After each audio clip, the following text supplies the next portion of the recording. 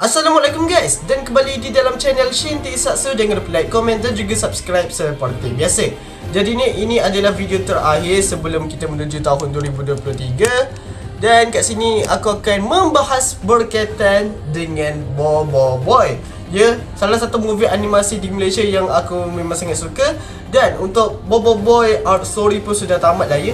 Ini bukan review art story, tetapi kat sini aku nak membahas berkaitan dengan Bobo Boy tahap 2 di-nerf dan dilemahkan di dalam series Bobo Boy art story dan juga Bobo Boy movie yang kedua tu.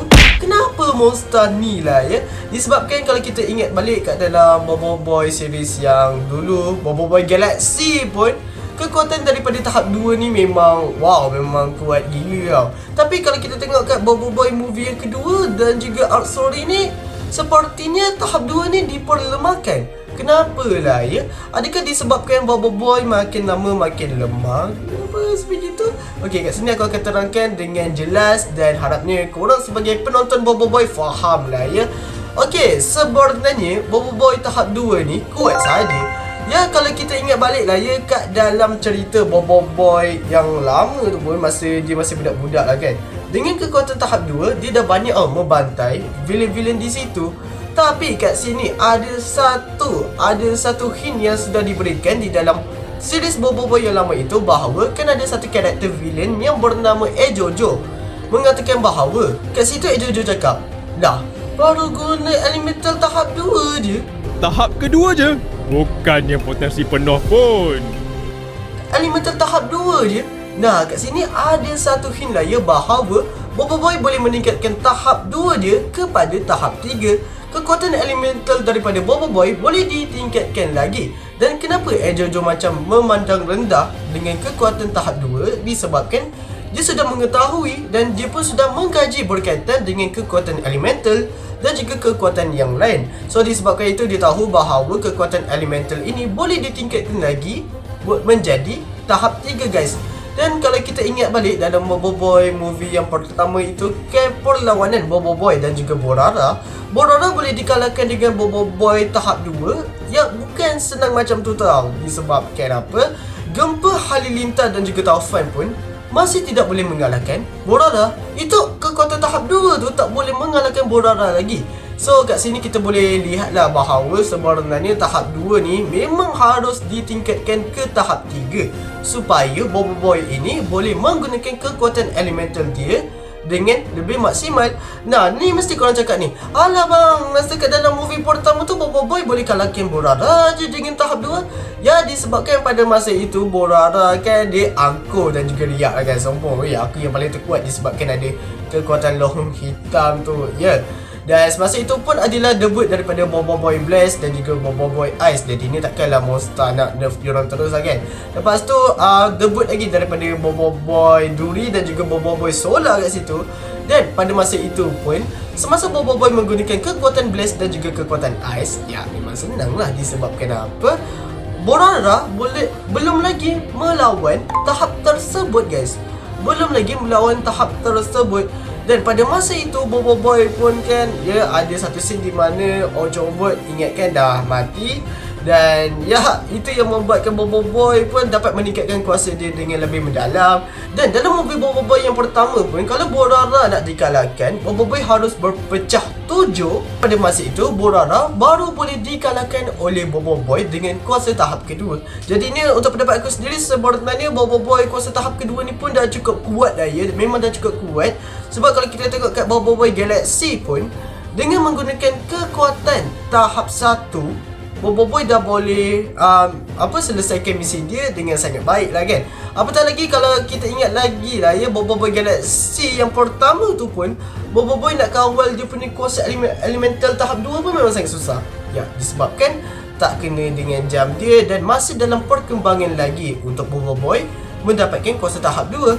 Nah, di dalam movie ni kita boleh lihat lah ya, yang Bobo Boy ini sudah mahir menggunakan semua elemental tahap kedua. Tapi dikalahkan pula oleh Retaka disebabkan Retaka ni dah menggunakan kekuatan elemental tahap ketiga dahulu berbanding dengan Boboiboy, disebabkan ya dia mengambil kuasa tersebut daripada para penguasa elemental yang lain lah kan, dan dia menggunakan kuasa elemental tahap 3. Disebabkan itu Retaka ni memang lebih kuat daripada Boboiboy pada masa itu. Ya, disebabkan itulah ya. Dan kat sini Boboiboy dapat mengalahkan Retaka dengan kekuatan elemental fusion. Jadi ni mesti korang tertanya ni lah ya, elemental fusion ni adakah tahap ketiga juga? Sebenarnya tidak. Dia elemental tahap kedua tapi digabungkan. Contoh untuk Boboiboy Supra tu, Halilintar digabung dengan Solar jadi Boboiboy Supra. Boboiboy tahap 2 tetapi elemen dia digabungkan sebegitu sahaja. Ini faham lah ya. So bagi aku lah kan, sebenarnya bila elemen tu digabungkan, dia membuatkan kekuatan Boboiboy tu 2 kali lipat lebih kuat lah berbanding dengan masa tu lah kan Retaka hanya menggunakan satu elemental tahap 3 sahaja. Ya, tapi kalau dipikir-fikir balik, elemental fusion dan juga kekuatan tahap 3 ni setara juga, disebabkan dalam movie Boboiboy tersebut, Boboiboy harus menggunakan pelbagai elemental fusion untuk mengalahkan Retaka, iaitu Boboiboy Glacier, Boboiboy Frostfire dan juga Boboiboy Supra. Korang faham ni kat sini? Jadi fusion ni bukanlah kekuatan maksimum daripada Boboiboy lagi. Disebabkan itu kalau kita tengok kat dalam Boboiboy Story ini, Boboiboy harus mendapatkan kekuatan tahap 3 supaya dia boleh menyelamatkan semua orang. Ya, masa lawan Retaka tu pun kita faham lah, sebab Retaka ni kan macam Burara tapi dia lebih teruk, iaitu lebih angkuh tu semua kan, dan dia mempersendakan Boboiboy. Nah, Boboiboy dapat gabungkan kekuatan tersebut, sedangkan Retaka mana pernah buat lah kan elemental fusion ini. Hanya Boboiboy sahaja yang pandai buat benda ni. Bijak juga Boboiboy menggabungkan dua elemental. Dan spoiler alert juga di sini, adakah elemental fusion ini boleh mengalahkan semuanya? Sebenarnya tidak, sebab ada isu komik Boboiboy masa dia melawan Kirana. Ini spoiler alert lah ya. Walaupun Boboiboy sudah menggunakan kekuatan elemental fusion, tapi dia tetap kalah lagi dengan Kirana yang menggunakan kekuatan Voltra tahap 3 ya. Voltra tu tahap 3 lah ya. So kat sini Boboiboy memang kena menggunakan tahap ketiga juga untuk meningkatkan lagi tahap Boboiboy, untuk menjadikan dia lebih kuat. Dan ni kat sini faham lah ya, tahap kedua dah kuat, tapi Boboiboy ni harus meningkatkan lagi tahap dia supaya boleh melawan lagi villain-villain yang kemungkinan akan lebih kuat berbanding dengan Retaka di series Boboiboy atau movie Boboiboy pada masa hadapan lah. Yes, faham ya? Ya, faham ya? Sebab kalau kita tengok kat Boboiboy Galaxy tu, sebenarnya villain dia tu macam setara atau lebih bawah berbanding dengan Retaka.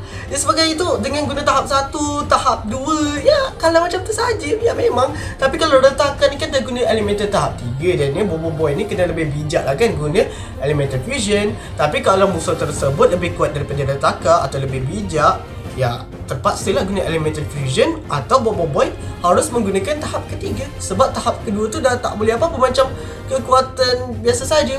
Walaupun kita fikir balik-balik, sebenarnya tahap 2 tu memang teramat kuat guys.